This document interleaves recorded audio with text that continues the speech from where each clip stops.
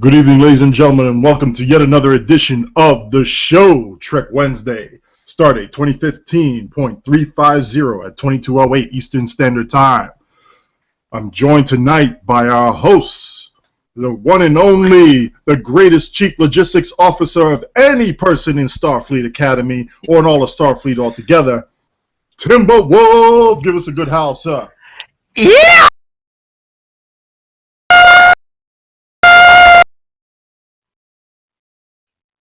Did, Zero kiss you after that interview or something? Damn.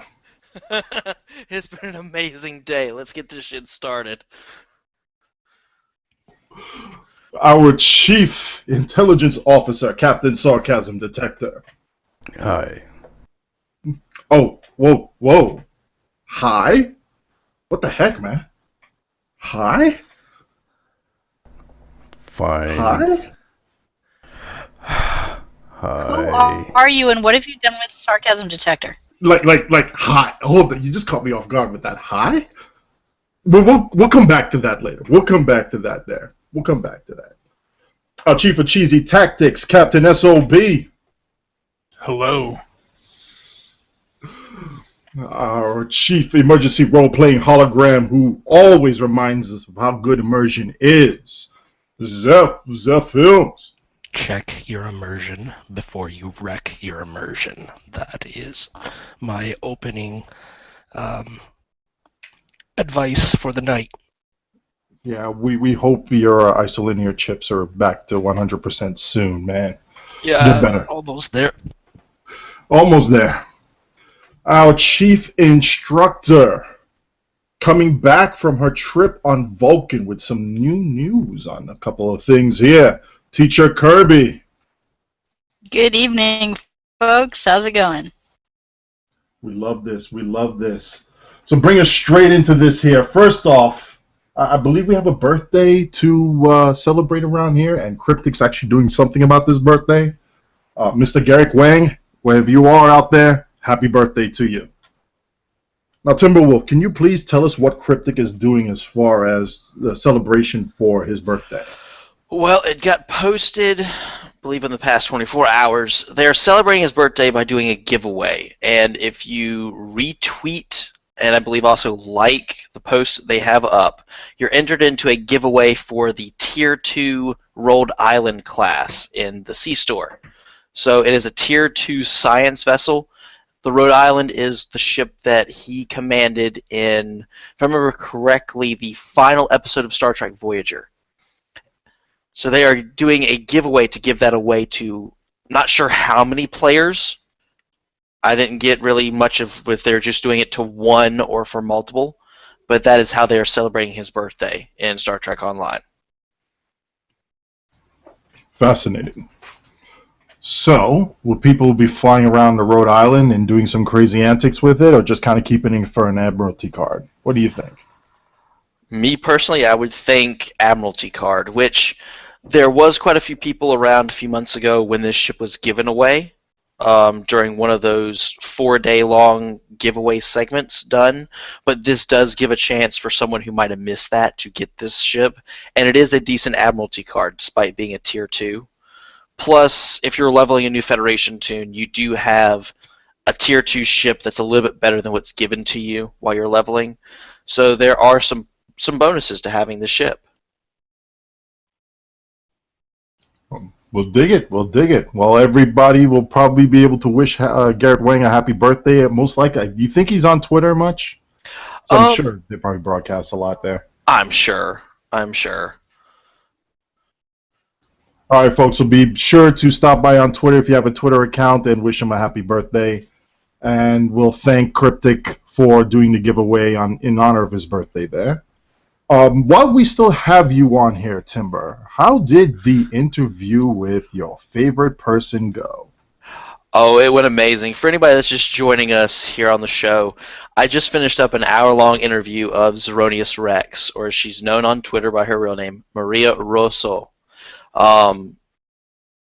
It was amazing. I've been able to talk to her quite a bit on social media and ask her questions. I've been able to submit questions that the community has. For example, possible ideas for future winter events, and she's been able to give me insight into what the devs have thought about that. For example, it is on the table still that they are discussing a space version of the winter event as far as bringing that aspect into it. It's still on the table. It takes a lot of work. It takes a lot of work on the drawing board, coding, the whole 9 yards, but it is there. They are working on that option. But it was an amazing interview to get her perspective on things and just know what she thinks of the community, and she loves the community. So I can't do it justice just talking about it here. I have it recorded. It will be on my YouTube channel tomorrow. So anybody that's missed it, I will have a link on my Facebook page. I'll post it on Twitter. I'm sure the lady and gentleman that we have here, oh, wait a minute, we got 2 ladies, I'm sorry, Sob. They will repost it for me, and they will make for sure that it gets out to everybody. So look for that tomorrow evening. It will be up. That was a kind of crappy growl there, Sob. I mean, put more gravitas into it. All right, just growl. You know what? Never mind. Okay. Started up back in my chair after that one. Yeah. Where was I? Oh, yes. It's real! Never mind. Forget that. Anyway, there were a couple of questions that I liked that ZeroniusRex answered. And she took the time to answer as many. I think she got all of them, if I'm not mistaken. All the questions that were typed out in Twitch. She missed a few at the very end when we were closing up shop, but she got to quite a few of the questions, one of which she has a personal hatred for the Cardassians. She liked the idea of a Xindi playable race that she talked about mentioning pitching. Mm-hmm. So there's quite a bit there. She talked about her favorite instances, her favorite content. She is of the Gunship Guild, to be sure. You're damn right. We own her. We have her. She's part of us. And soon she'll be a member of the kinetic community. I'll see to that personally. Is it your mission to convert everybody to the kinetic community, Odin? That's still a thing? Yes, it's still a thing. I got a little confused. Like, I got in there by having 1 torp on my build, and then it was said later on that having only 1 torp on your build didn't make you a, member of the kinetic community. I didn't say that. What I heard. I didn't say that. Oh, well. Yeah, hey, you still got your card. You're good. Everything's good with you. I didn't revoke it. No, I didn't revoke it. Ernest didn't revoke it. H2O didn't revoke it. So you're good. Yeah. Anyway, moving along. Alan, what do you have as far as news on Mr. Eisenberg? Yeah, so word came down that Aaron Eisenberg has found a kidney that he needed back there in, was it August or so? I believe the date is December 29th. He will be going under for his kidney transplant, and there is a GoFundMe that his girlfriend is running. Funds from the GoFundMe is going to go towards cost involved with the surgery, as well as paying stuff towards the kind-hearted person who is donating their kidney to save Aaron's life. I'll have the GoFundMe link in the show notes when I find it again. I've been kind of dying for the past week myself, but I'm close to finding it. I know their goal was 10K, and I looked at it earlier, and they had already raised $5,700 of that 10K goal. So wish Aaron all the best with his kidney transplant on the 29th, and yeah, I'm glad he got his kidney. Same here, and hopefully we'll be able to raise some funds for him here by spreading the word out, and wish him a speedy recovery. And we know you're on a speedy recovery yourself there. By the way, no more foreign holodeck programs. Bad for you. And no more Winter Wonderland. Yeah, that too. Yeah, I ended up getting the flu there last week, and that got coupled with pneumonia, which the flu part is gone. but the ammonia part or the pneumonia part is very strong, so I might enter into coughing fits where I have to mute out real quick. Come to Florida, man. You'll get rid of that thing in a week. Oh, I bet. And then catch pneumonia again.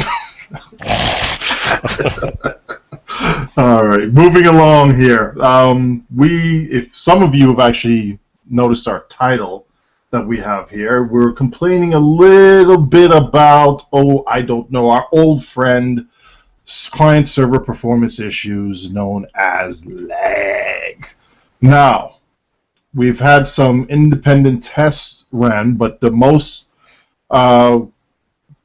detailed one has actually been done by some of the DPS admins. Sarcasm and Spencer, could you please give us the details here as far as what was discovered? Okay, well, I'll just give a little bit of a backdrop here. If you remember, a couple of weeks ago, it was either last week or the week before, we mentioned that the lag was back. We noticed a lot more lag showing up in instance runs, and we said that we weren't quite sure what was causing it because the source didn't seem readily apparent. So in the meantime, since then, we've been doing quite a bit of testing, a lot of hypothesis, and is it this, is it that, run test, rerun test. Looks like we have an idea of what's going on. And this is not just us in the DPS admins that are doing these tests. There are other independent groups doing similar tests. And I believe the Agronauts as well have been doing similar tests as well. Among some other people. I think some of the Reddit guys, the guys from our STO builds have been doing some tests, and a couple of bug bashers here and there. So what it looks like is that the damage resistance debuff is causing lag in the game. And by that, I mean stuff like attack pattern beta, or there's other sources like the pen mod or the enhanced armor pen. There's a few other sources of damage resistance debuff in the game that can't remember off the top of my head right now.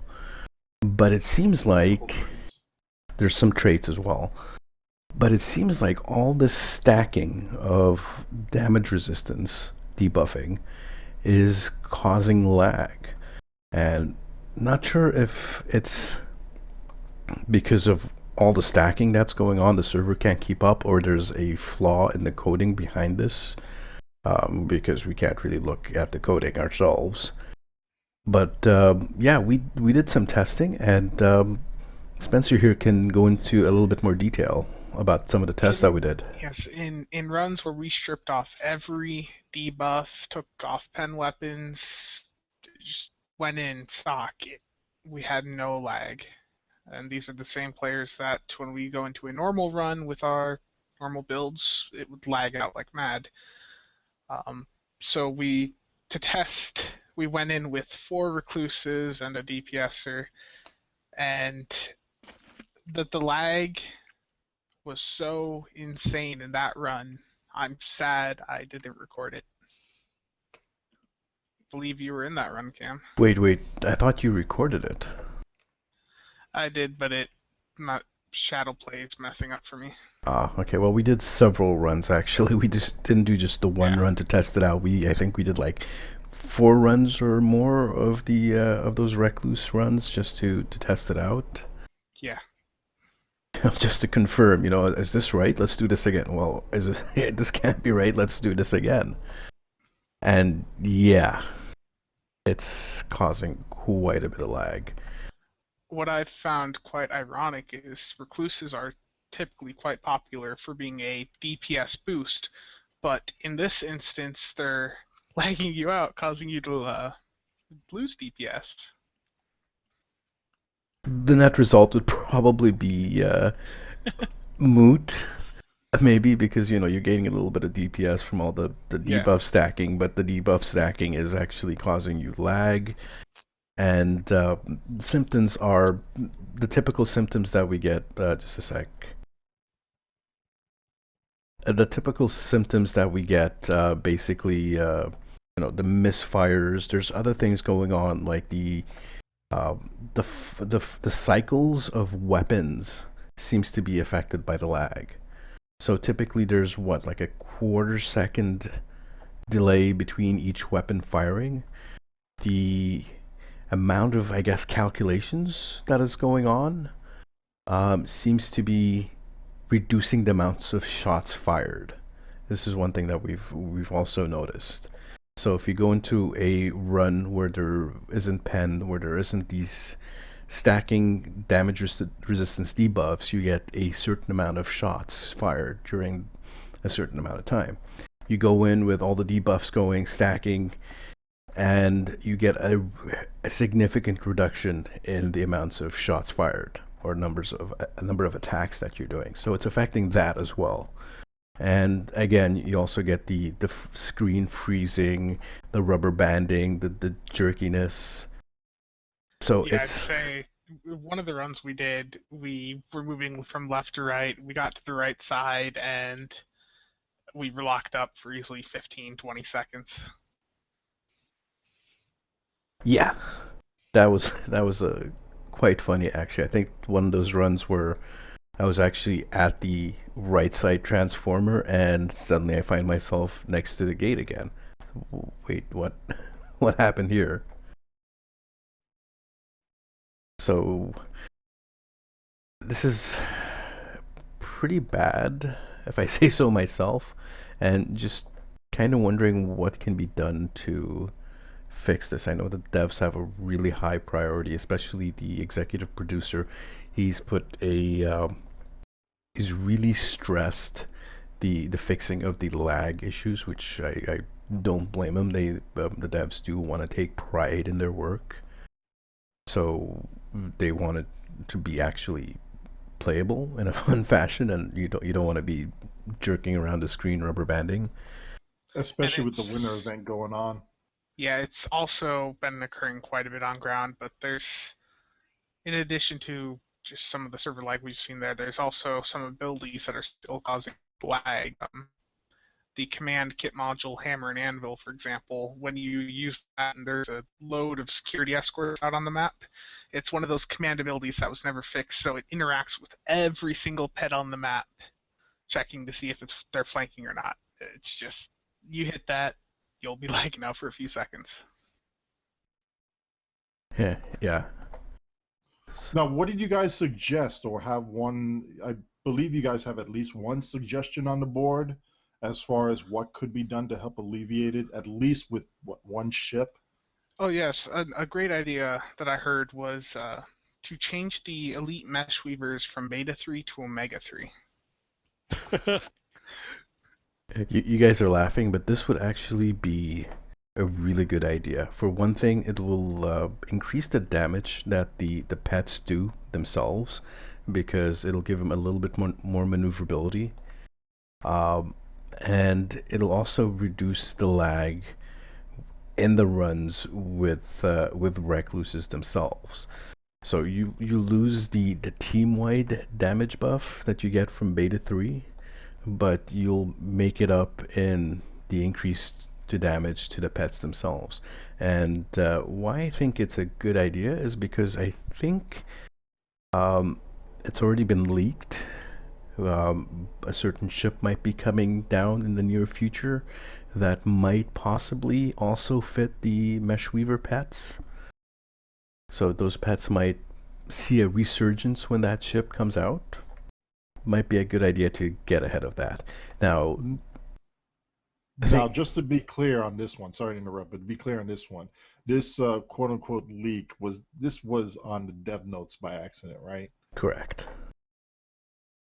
Just making that clear. Yeah, it was accidentally revealed and then subsequently removed, but yeah, so that's why I'm not going too deep into it, but people who saw it know what I'm talking about. So this is only one source, because a lot of the runs that we do not involve recluses. At least in the DPS channels ourselves, we don't usually have a lot of recluses in our run, so that's not really going to affect us too much. It looks like there's going to have to be some kind of rebalancing, and it's probably going to end up in a nerf for a lot of people. But yeah, the way these debuffs are stacking and calculating, causing lag in space, has to be looked at and adjusted. Wouldn't the trading out of the attack pattern omega for attack pattern beta on the mesh weavers make it harder to use the recluses to boost somebody's DPS in the run? That's what I said. A different player, not the actual recluse pilot? Yeah, okay, sorry, I must have misheard that, I apologize. Yeah, it would be a great change. You wouldn't be able to buff teammates' damage, but you would get a buff to yourself as the pilot of the recluse. You'd get, I wouldn't call it a significant buff, but you'd get a nice buff to pet damage. So you'd buff yourself. Anything else on this subject before we move on? I'm really sad that the video wasn't recorded properly. One thing... We'll have to do another. Have not learned anything from my videos? God. Jesus. We're going to have to probably do another one.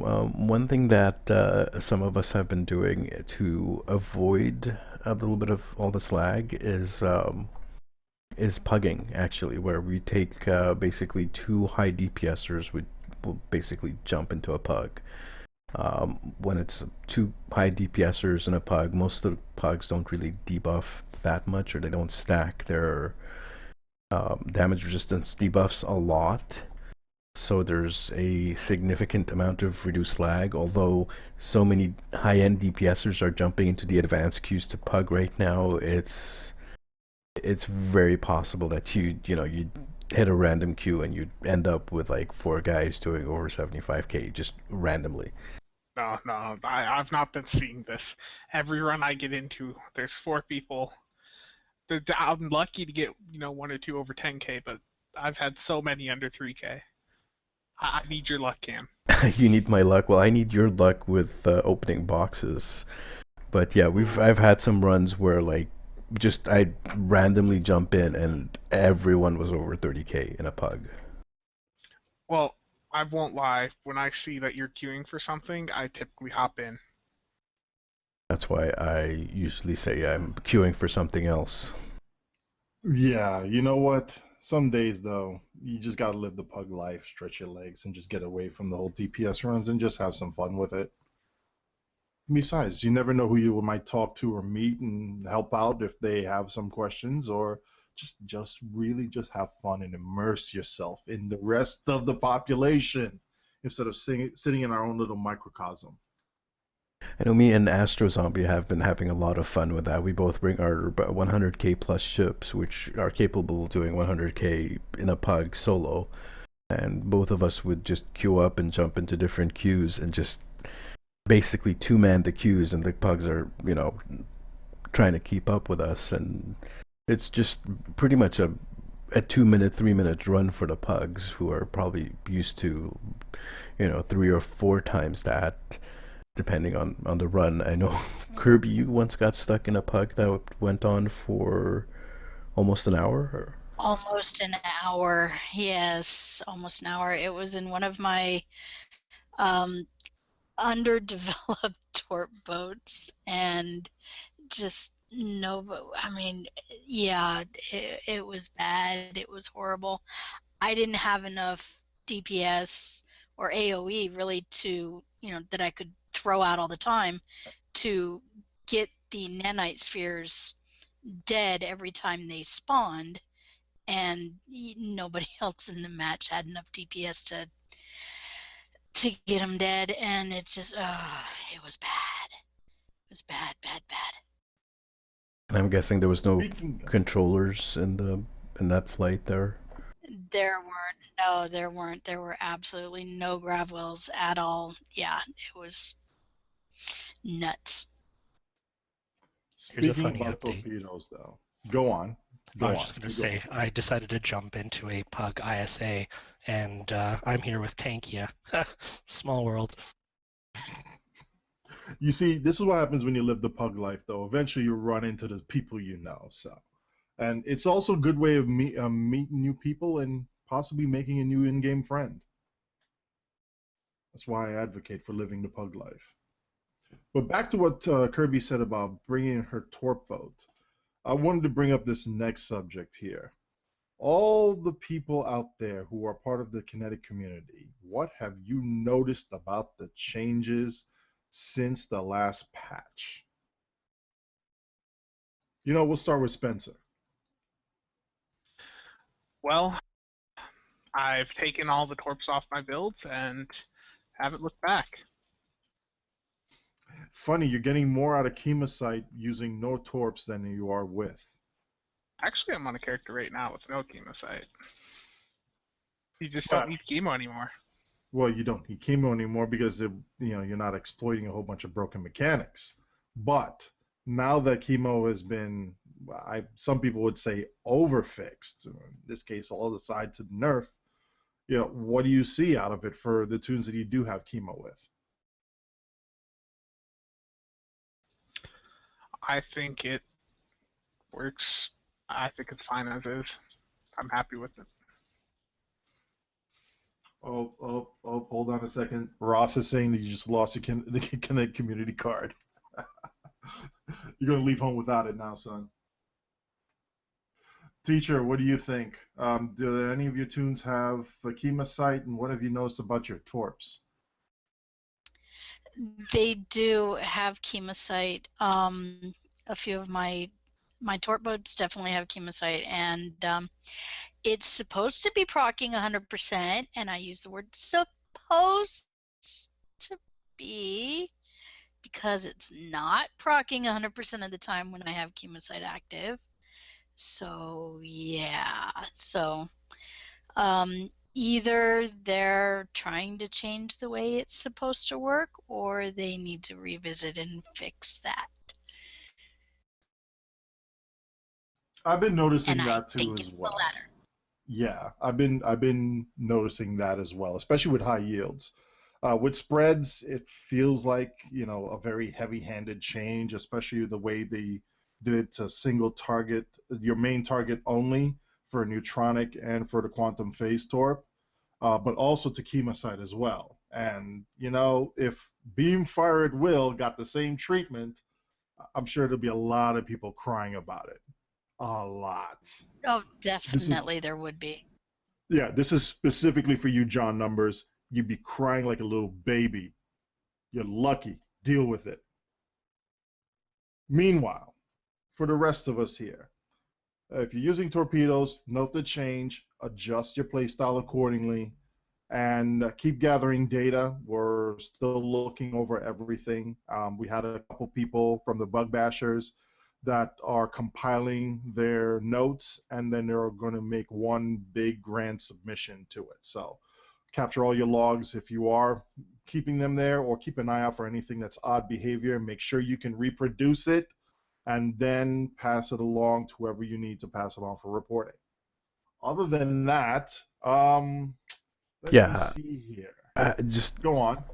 if Fall or Beam got the same treatment that torpedoes got with Chemosite, whoop-de-doo.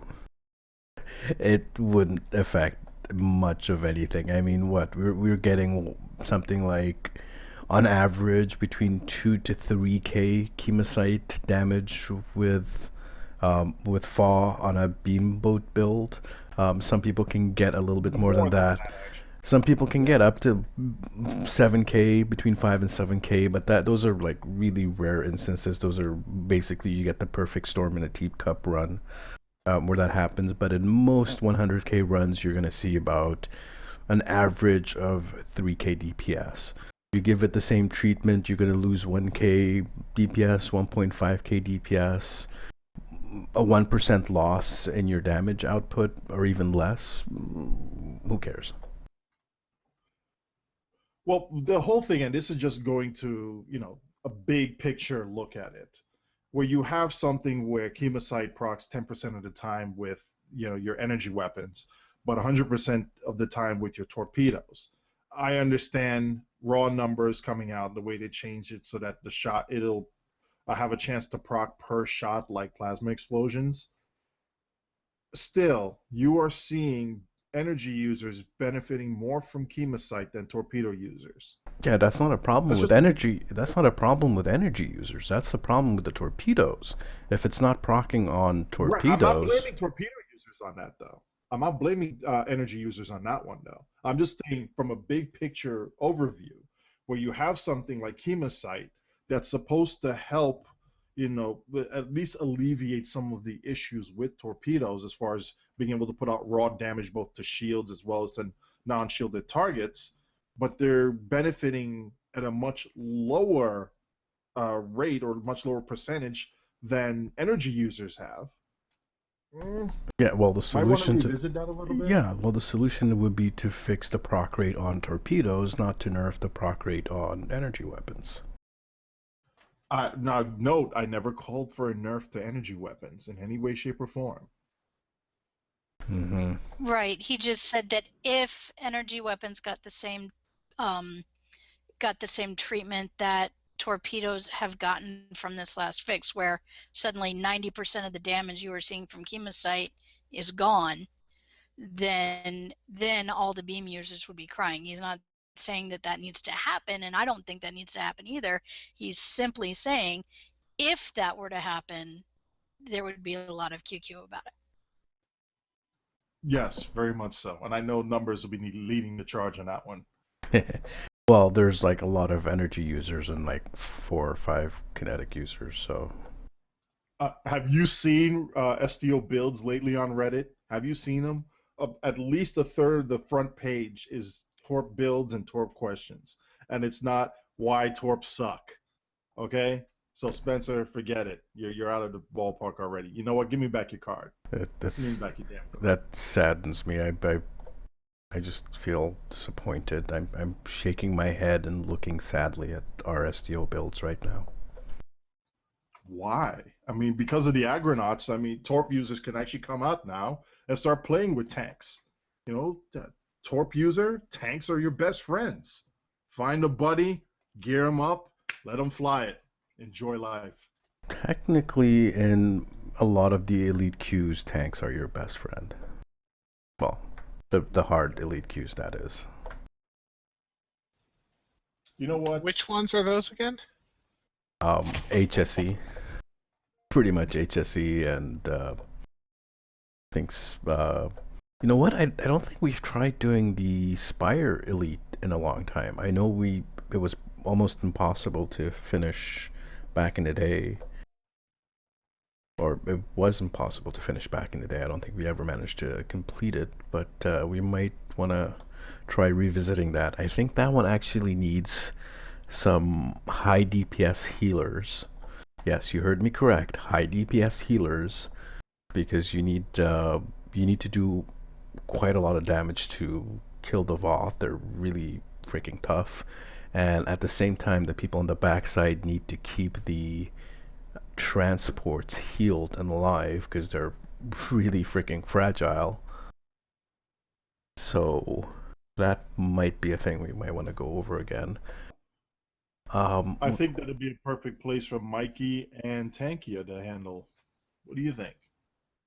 That might be a possibility. They might have to tune down some of their healing and go for a little bit more DPS because those elite Voth are pretty tough.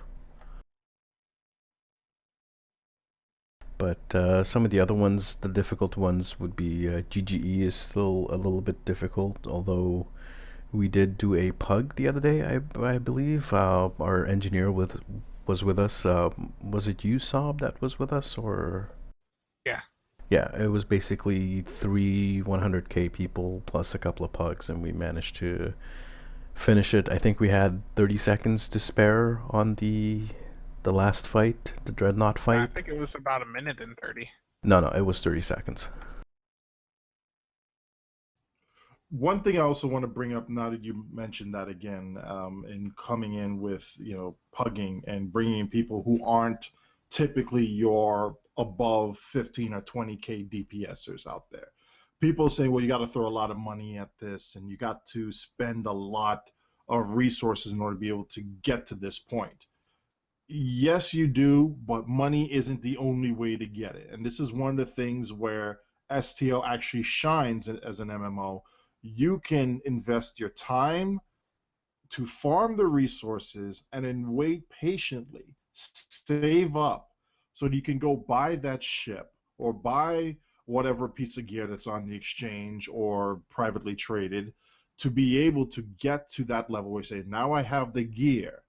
Now I can practice with this gear and get these higher numbers that you see other people doing. So it's not that you can't do it or you're locked out from it. If you're patient, you will get it. You can get it, and you will get it if you work towards it. I just want to repeat something that I've said often, very, very often. You guys are probably sick of hearing me say this, but the gear is irrelevant.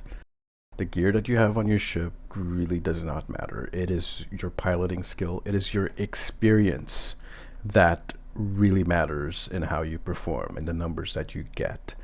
So someone like Spencer, who's one of the best players in the game, you can put him in a crappy ship with really stupid gear and he'll do ridiculous amounts. He'll get ridiculous numbers that will just out DPS like pretty much most of the game. But that's because of his skill and experience. You get someone who has a whale who's invested so much and has, gold gear all the way through, but isn't a good pilot. Well, he's gonna do no better than a pug. He might not be able to crack 10K in a scimitar, for example. So that's one thing. Your gear is not important. Your knowledge, your experience, practicing is what makes it really good. I had a friend of mine ask me a while back, how do you pilot those big ships so well? And I just did a slash played and showed him the hours I have on my character, which was something like 7,900 hours on my main character. That makes a difference. And just a final point, there are some people that complain about pay to win, how older players, veteran players have this advantage over newer players. Well, no shit. Would it really be fair if someone who's been in the game for a month to be hitting the same kind of performance that someone who's been here for years? It's not logical. Well, Right, if they're and very talented. Go on, Kirby. Sorry. well, I was going to say that this ties right into one of the things that TimberWolf and Scott Ross are doing on the Pilot Review Show, the 30K free builds.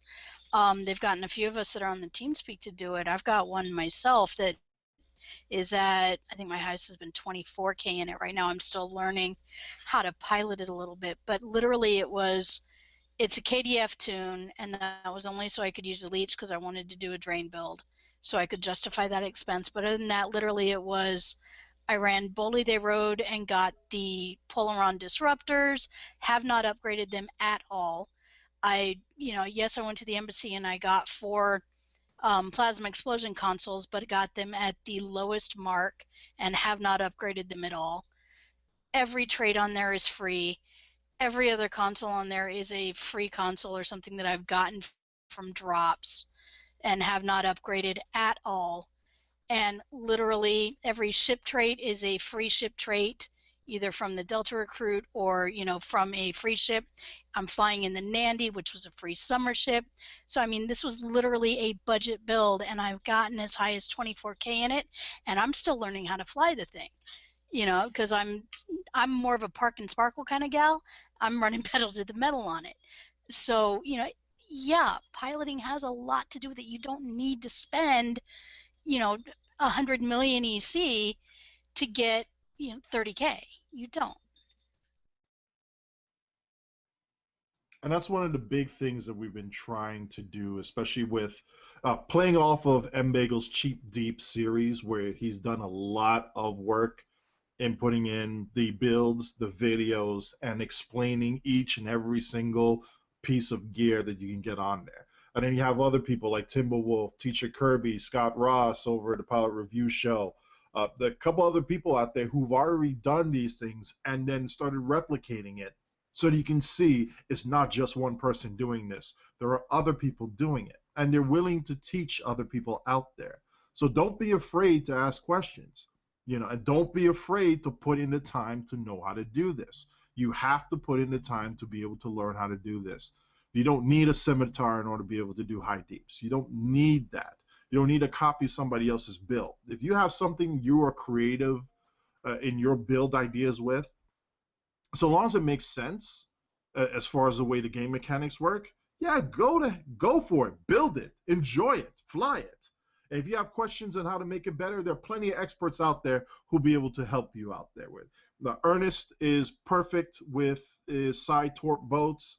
Zerg is great with science, especially science and tanking. You have the agronauts out there, the rest of the agronauts out there will be able to help out with it. Sarcasm, I've seen you do some stuff with your engineers. It's just phenomenal. Freaking Spencer here will take any piece of garbage can and make it look like a freaking Maserati, so he'll handle business. Zeph makes things look pretty, but you know what? I got to give you props for the Manticore. Good stuff, man. Good stuff. Just got to say that. Manticore is the best ship. No joke, man. It's the best ship. Got you right here, buddy. You know what? One other thing here first before we go into the teacher corner. Speaking about ships, call out to Cryptic what's going on with a Tier 6 Valiant 2-piece and 3-piece, because quite frankly, it's doing nothing for the ship. Nothing. Zero. Zilch. Nada. Spencer, you took the sucker out and fly. Really? What is that 2-piece doing for the ship? Yeah, that 2-piece is a complete joke. It's doing nothing. I'd like, the cloak cooldown reduction on a cloak that, well, you can't recloak until you're out of red alert, which is, as long as the base cooldown? Was that like 10, 15 seconds? An eternity? Yeah. Depends, like 20, I think the base is 20 seconds, 25 seconds, something like that. And you can reduce it with certain bridge officers. But didn't they say that they were going to be working on that a while back? Yeah, they said they were. This is just a reminder phone call. Hey, guys, we're still waiting. Just saying. I don't understand why they just can't give us like the same kind of battle cloak that the other two factions have. Because of some treaty that doesn't exist anymore with the government that doesn't exist anymore and a whole bunch of other stuff, and we like regressive technology. And I don't know. I got nothing. Another great ship suggestion is the Krenim Imperium warship. That definitely needs a battle cloak. You... I'm sorry. What? Shoot him! I agree with him.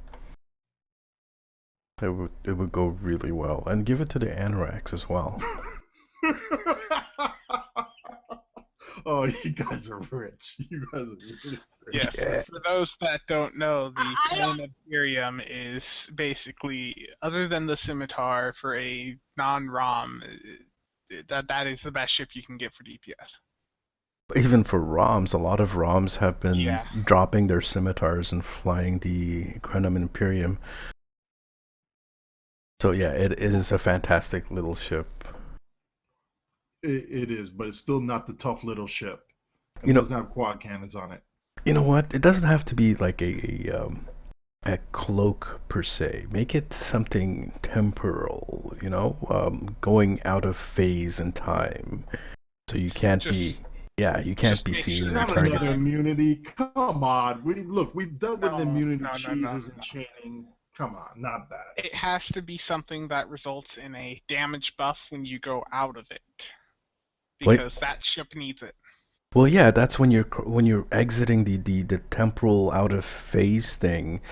You're collecting energy as you're passing through the dimensional walls of the universe, and those get pumped back into your weapons to do extra damage. See? I'm sure we could think of something like, I don't know, a chronoton phase where you phase out of your normal space-time. You do no damage. You can't be interacted with anything within that normal space-time, but you're collecting chronoton energy, and that gets redirected to your weapon coils or weapon batteries. So once you merge, you do like bonus damage for 5 seconds. 5 seconds. Make it, Basically well, just reflecting chronoton energy. 5 seconds for Oh, Romulans. who's here? But if you're like a Fed or a Klingon, make it like 20 seconds. But just 5 seconds for Romulans. Because, you know. Hey, man, come on. What you got against the ROMs? Everything. You got too much against the ROMs, man. I'm sorry. Look, I put a generic cheap torpedo build on a Romulan, and I saw it go up to 40k. I'm like, wait, I'm not even halfway done with this thing. And it's approaching numbers close to what my KDF I spent more time with on. That's disgusting. SROs, man. SROs. Yeah. That's Oh, disgusting. Mikey. Welcome back. Thank you. I just had to head to the pharmacy and get some meds and things like that, so I tried to get here as soon as I could. Welcome. Gracias. I missed the howl, man. The howl is the highlight of my week. Oh, I love that's a that. good one. I love that it calls out people listening to the show in their cubicles. Then the bosses will be listening in later on next week. Well, Oh, wait, you're gonna love was this it- howl, man. Was that Wild Kingdom? What were you listening to last week? Who, me? That's just normal. Nah, that's what you were saying. That's never mind. Never mind. We're gonna move on. Moving on. Anyway, glad you could join us, Mikey. Moving on. Teacher's Corner. Give us a lesson. Class is in session. All right, class is in session. Okay, so this actually relates to what we were talking about just a little bit ago with budget builds. So a lot of people, I don't know if it's just that they don't remember or it's, you know, like it's been forgotten because it hasn't been discussed a lot, but a lot of people, you don't hear it talked about where the Mako shield, or if you're a KDF, adapted honor guard shield, actually has a very similar proc to the plasmonic leech.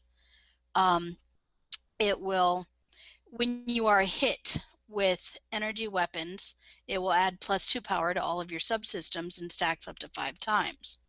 So it's not quite as good as the leech, because the leech is when you fire, you get power added to your subsystems.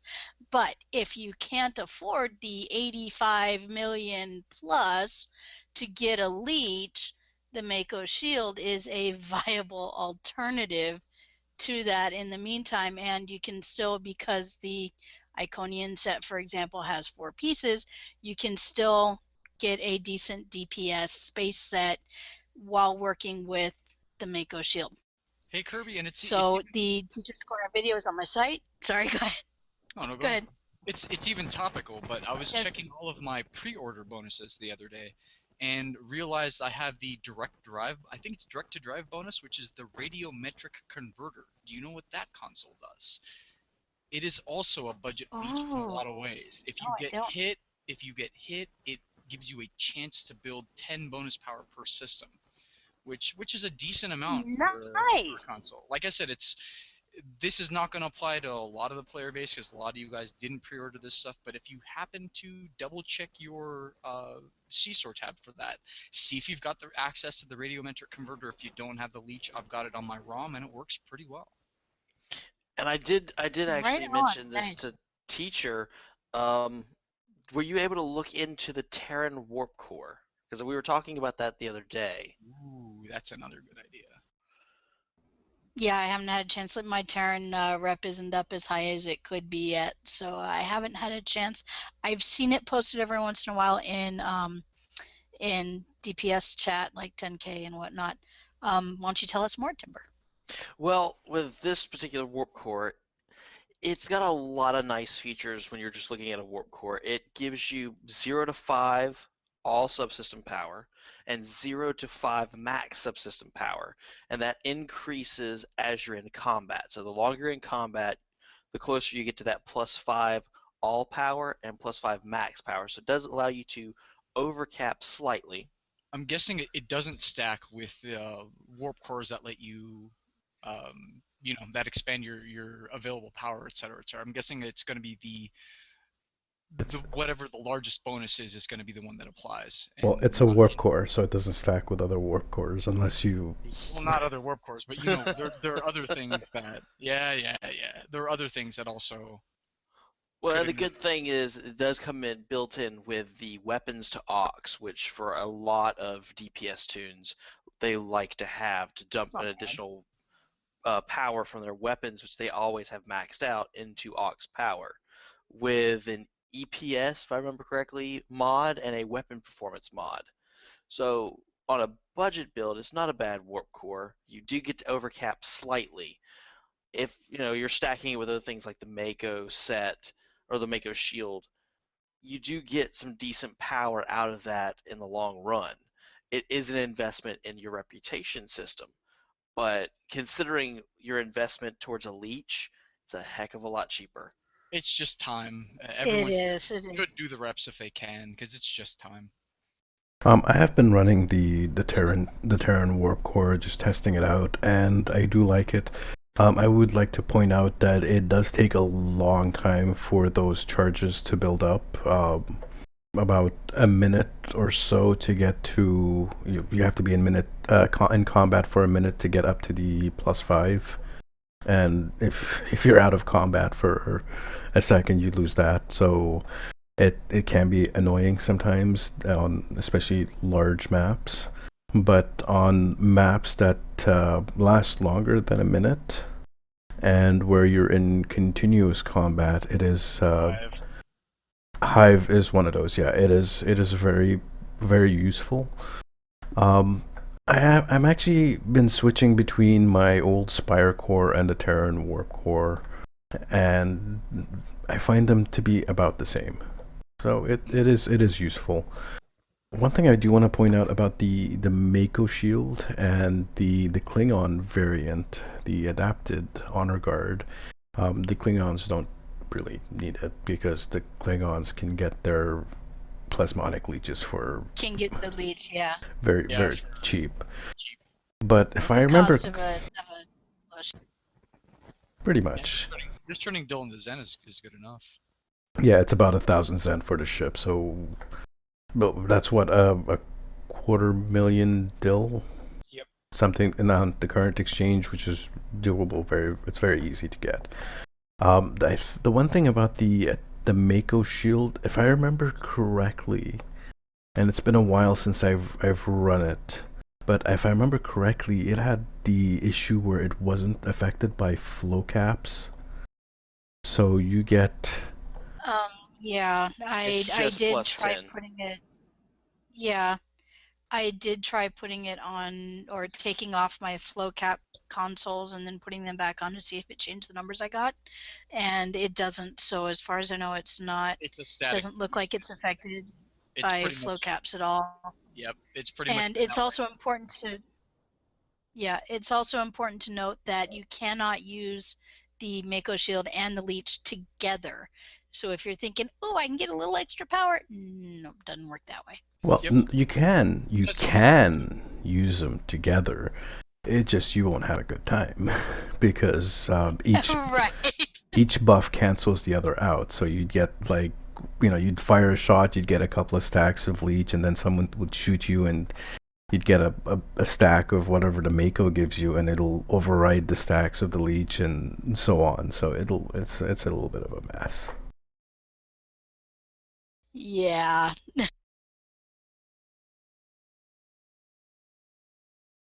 Well, you know what? There was something else that I wanted to bring up here.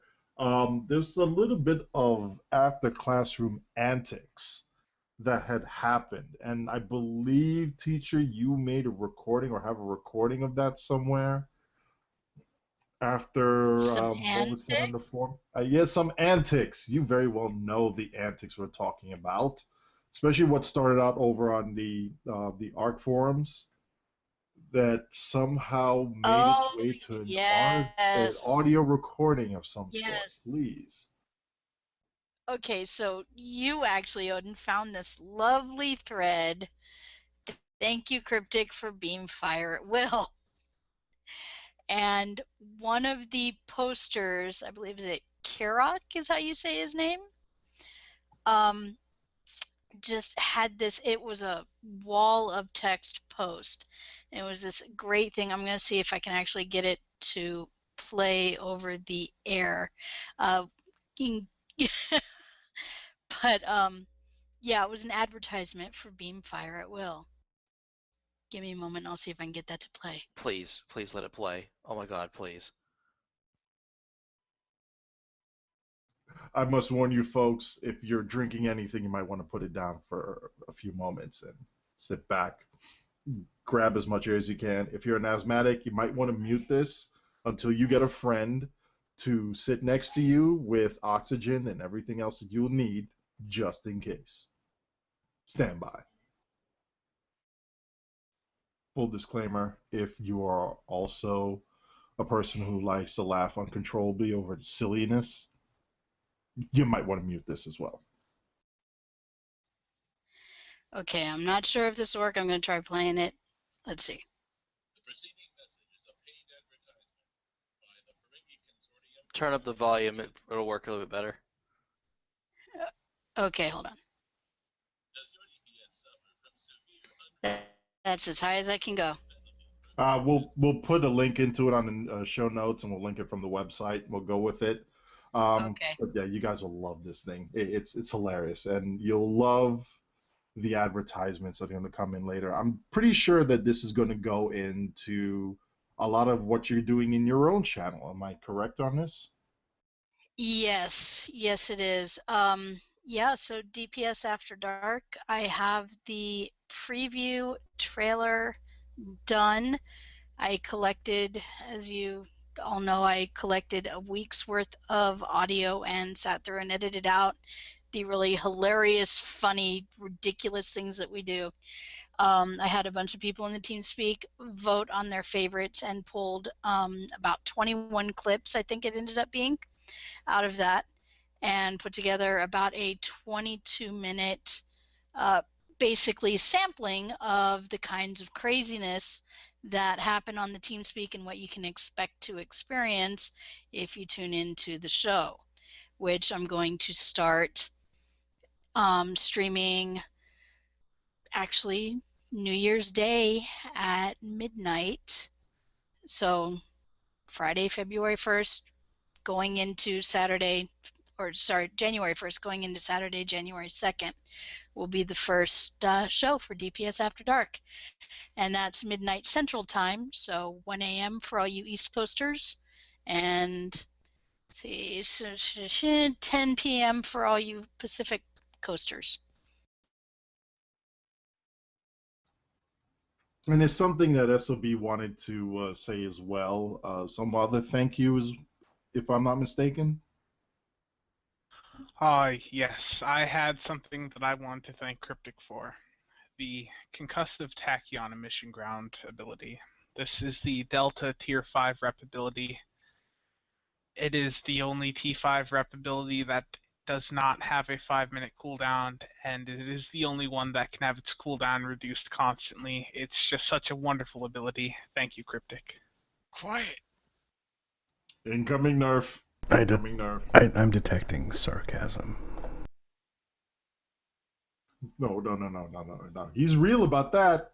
He's just going to get it nerfed badly. There's going to be a lot of ground pounders who are going to hate your guts after that. You know that. Well, it's just such a wonderfully balanced ability that, you can just sit there and not fire any weapons, just constantly buff it up and do like 300-400 DPS, which is enough for like anything. Ding, ding, ding, ding. You know what? You made it sound as good as that Terran torpedo on the ground. Oh, wait. You guys are making me work today. Yes, we are. Yes, we are. So moving on from that nonsense there. Chief Emergency Role Playing Hologram, could you please give us something nice to look at for a change, aside from Spencer's ground cheese? Oh, I, it might be good to look at, but I don't know if it would be easy on the ears. And I am, of course, talking about the new Star Trek Beyond trailer. Um, What, you don't like the Beastie Boys? I like the Beastie Boys. I just And do not like. motorcycles? I just don't like Beastie And Boys in action! my Star Trek trailers. No, no, no. I've been trying to. Oh, wait, I, it's Star Trek we're talking about. Right, right. I've been trying to find music to dub over the Beastie Boys to just to try and fix this huge mistake that Paramount has done. I I feel love that the Beasties, but that's the worst possible soundtrack for something that I had a lot of hopes with Simon Pegg being in charge. Justin Lin seems to be a Star Trek fan as well, but this first trailer, eh. uh, I need to right this wrong, so I'm still trying to find music to fix this, and I look it's Could forward. you really make it hard. a nice musical score, please? You know, Yeah, kind of something like Alexander Courage or Jerry Goldsmith or something, but I, the I Beasties really, don't fit. I Oh, don't know why they went with Beasties. That irks me to no end. Mm, there's Well, it's because they did it before. no, focus groups. it was in a scene before. Yeah, I know. But for as a trailer for Star Trek, As the first no, trailer for Star Trek. no, they'd be better off going with like Two Steps from Hell, one of their pieces, or um, anything It just else. it further distresses me because it's extremely and saliently clear that they're positioning this for the mass market again.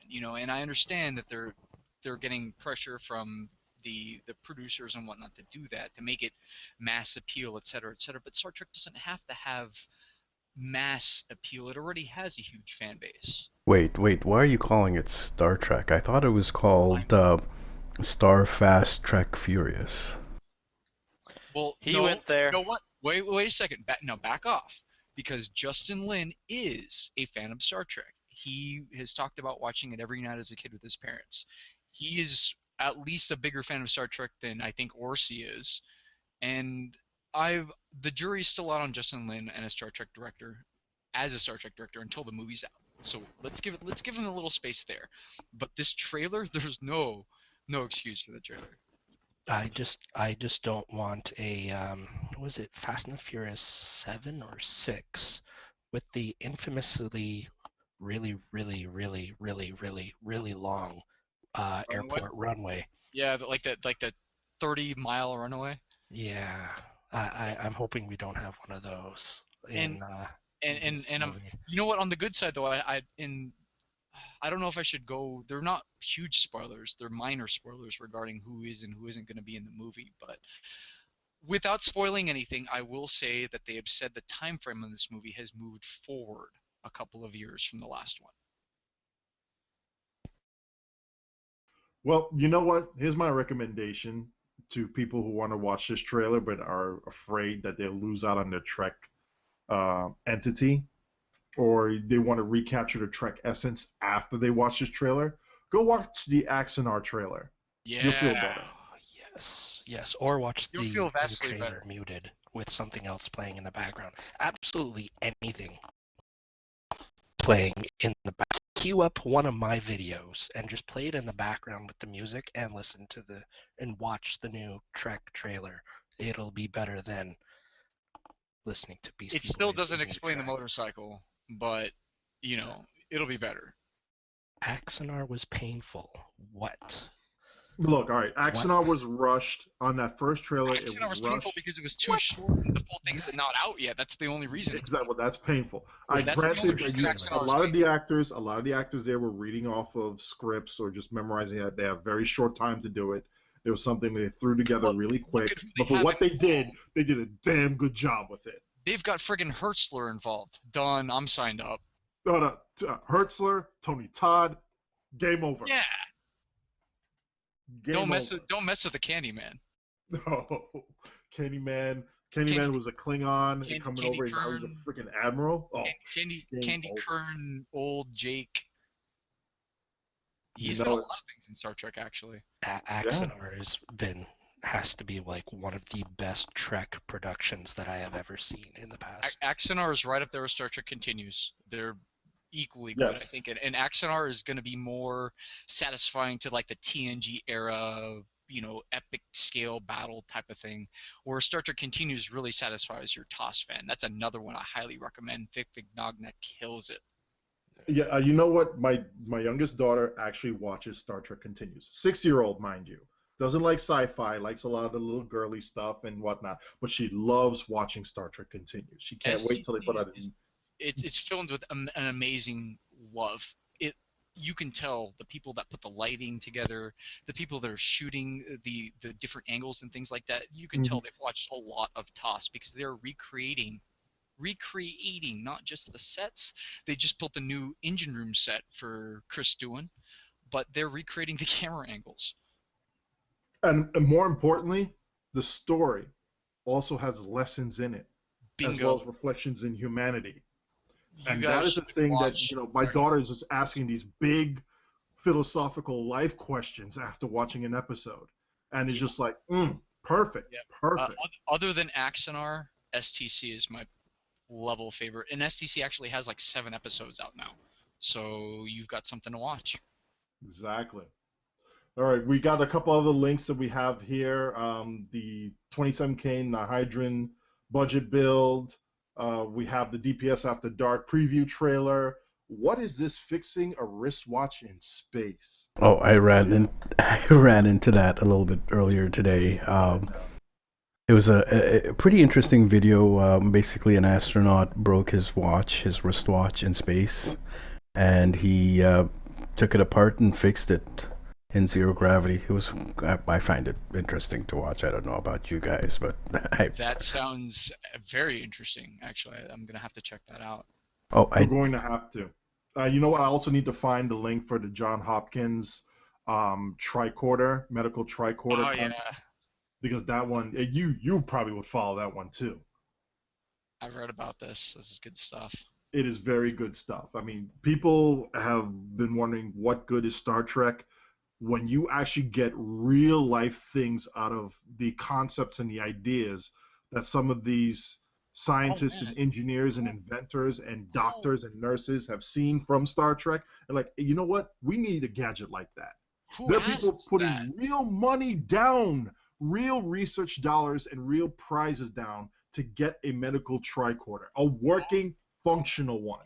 Dude, your smartphone is very capable. Not maybe as capable as a tricorder, but a lot of them have accelerometers. Some of them now are coming with altimeters, all kinds of crazy stuff that measure barometric pressure. Others are coming with seismic sensors. There's a project going on, I'll have to see if I can find the info, that basically uses people's phones to determine seismic activity. Yep. Like it's a crowdsourced type of thing where you allow your data from your phone to go to a central location that aggregates all this data and is able to figure out things about earthquakes based on people's smartphone sensors. And this is a thing right now. Oh, by the way, I did get the link. I did get the file for that fall advertisement, so I can play it on the stream. All right, you know what? We're going to close with this advertisement here. So whether it works or not, we want to thank everybody for listening to the show. Take it away, Sarcasm Detector. Okay. Hopefully it comes out nice. Yeah, you guys on the Hangouts won't be able to hear it, but the stream should be able to hear it. So we're going to have to be silent when that goes. So say goodbye, everyone. See you guys later. Goodbye, See y'all. everyone. Thanks for listening. Good night. It's real!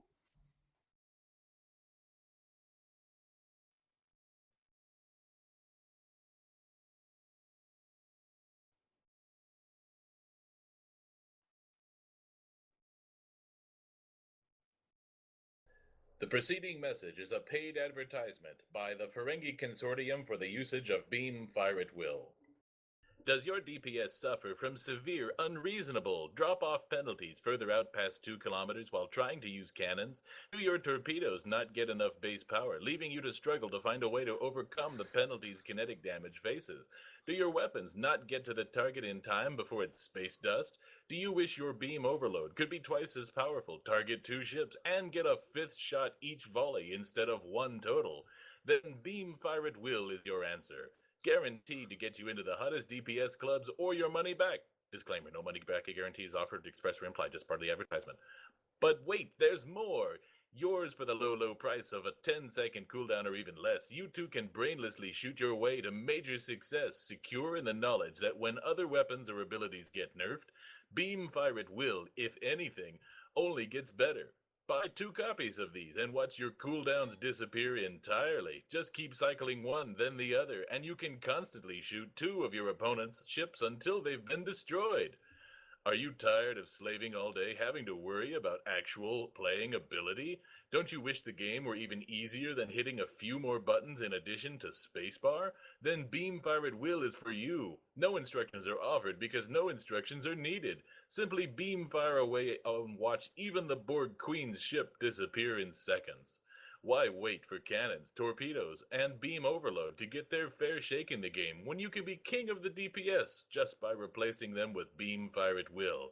They come in version Marks 1, Mark 2, and Mark 3, all of them guaranteed to get you into the DPS clubs. Just hear our sparkling testimonials.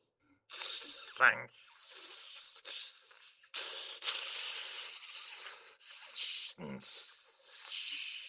Universal Translator actuating. I once played STO and I got sick of asking the admins for entry into the DPS clubs. In ISA, I usually do only 4.5k DPS. Now that I picked up Beam Fire at Will 1 and 2, I have to figure out who's accept and who to throw the invitation back in his face. This testimonial courtesy of Statethis, Gorn Surface Guard, Rora Penthe, no longer available for verification. While enjoying a glass of Doran distilled Canar, made by an ungrateful populace, I enjoy playing STO occasionally.